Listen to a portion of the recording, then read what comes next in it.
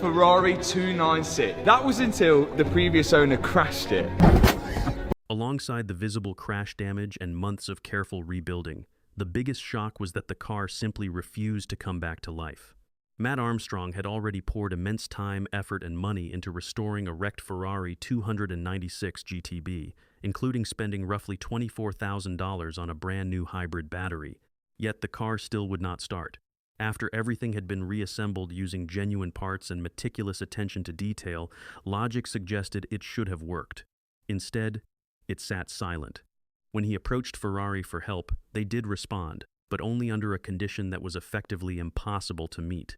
That moment shifted the situation from what could have been dismissed as bad luck into something far more complicated, raising broader questions about control, ownership, and the limits imposed on modern vehicles. The story began when Mat purchased the damaged 296 GTB, a car that had been driven aggressively with driver aids turned off before being crashed into a wall at speed in Cyprus. The local dealership had already assessed it and issued what was essentially a refusal to repair, signaling they had no intention of taking on a project of that scale through official channels. Where others saw a dead end, Mat saw an opportunity. When the car arrived, it displayed a single ominous message: hybrid system failure, instructing the user to go to a dealer. He documented everything and began dismantling the vehicle piece by piece, uncovering extensive structural damage that required months of work to correct.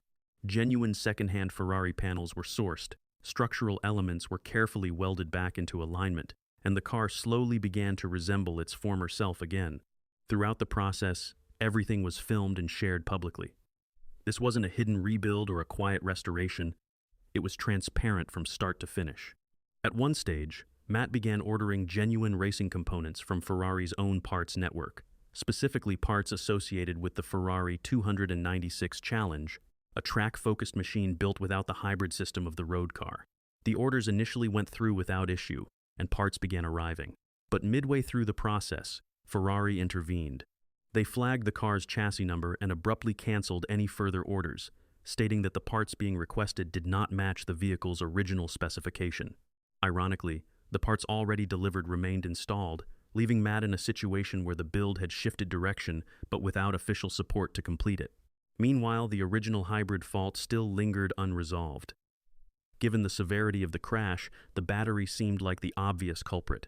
Investing heavily, Mat installed a brand new unit, expecting that to resolve the issue. It didn't. The car still wouldn't start. Diagnostic tools revealed a persistent fault code tied to the high-voltage system, one that reappeared immediately after being cleared. It became clear that the issue wasn't purely mechanical but tied to software specifically, a required authorization signal that could only be generated through Ferrari's proprietary dealer tools. Those tools were not available outside Ferrari's authorized network. Without them, the car remained locked in a non-operational state regardless of how complete or correct the physical rebuild was. When Mat reached out again, Ferrari's response required him to submit the car to an official inspection at a certified body shop. However, due to the race-spec components already installed, some of which had been supplied by Ferrari themselves, the car no longer met the criteria for such an inspection. This created a closed loop. Access to help required compliance, but compliance required access to the very system he was being denied. At this stage, the car was fully rebuilt in physical terms, but remained completely immobile. A six-figure investment, months of labor, and extensive documentation had led to a machine that could not move under its own power. What made the situation even more striking was who was documenting it. Mat had built a reputation on independence, focusing on cars manufacturers had already written off and showing exactly what they were like beyond warranties and showroom conditions.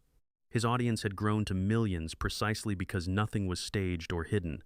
When problems occurred, they were shown in full. This approach had worked before. He had rebuilt cars like the Ferrari 812 Superfast without issue, largely because those vehicles did not rely on manufacturer-controlled software to function. But the 296 GTB represented a new kind of machine, one where software was as critical as hardware.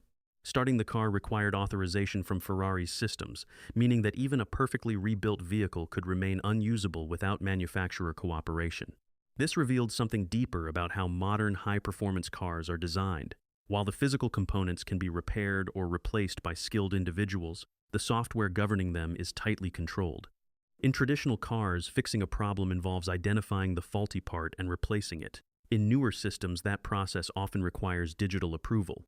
Without it, the repair cannot be completed, no matter the level of expertise involved. This issue wasn't isolated. It reflected a broader trend across the automotive industry, where manufacturers retain increasing control over how vehicles are serviced and maintained. Organizations like the Automotive Service Association have been raising concerns about restricted access to diagnostic tools, pushing for legislation such as the Safe Repair Act to ensure independent repair shops can operate effectively.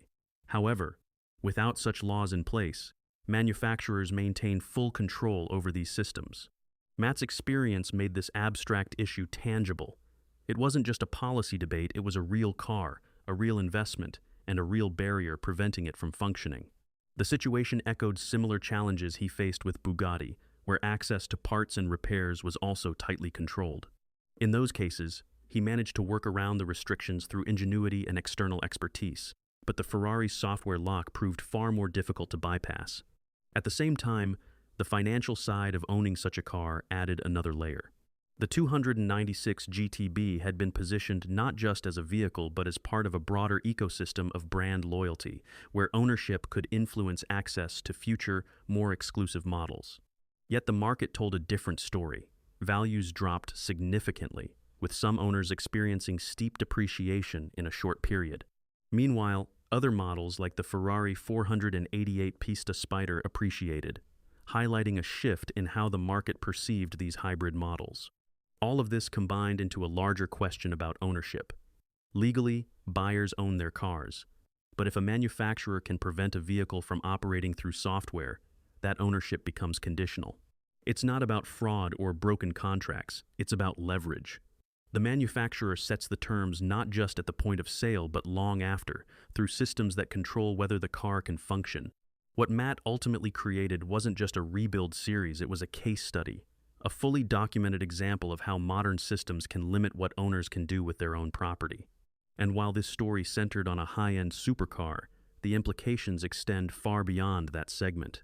As more vehicles adopt similar software-dependent systems, the same dynamics could affect everyday drivers as well. The 296 GTB didn't create this issue. It simply made it visible in a way that was impossible to ignore.